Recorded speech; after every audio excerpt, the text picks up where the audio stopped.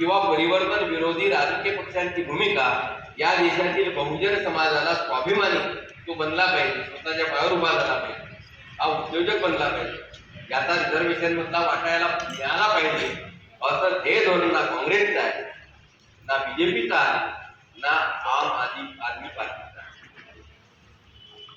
यांनी आश्वासनं दिले, आम्ही वीज बिल तुम्हाला माफ करतो 200 युनिट पर्यंत. आता सर्वे आला इकॉनॉमिक्स लोकांचा की या सबसिडीमुळे त्या त्या राज्यांची अर्थव्यवस्था डळमळीत झाली, खजिन्यातला पैसा संपूर्ण आलेला आहे.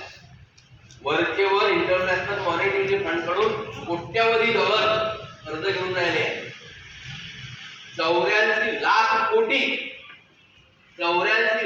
कोटी रुपये कर्ज आहे भारतावर,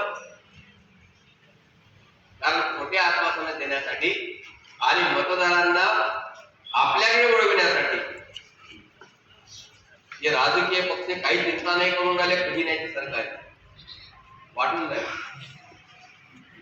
श्रीमंताला देखील 200 युनिट पर्यंत तुम्ही वीज माफ कशी काय करू शकता? पेइंग कॅपॅसिटी आहे त्याची. पाण्याचं बिल कसं काय माफ करू शकता कोण्या आधारावर? जनतेने किती वाढवा वीज बिल भरण्याचे.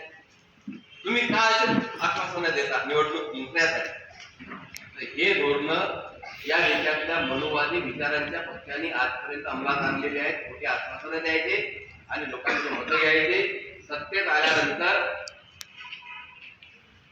काही बदल करायचे नाही. यानंतर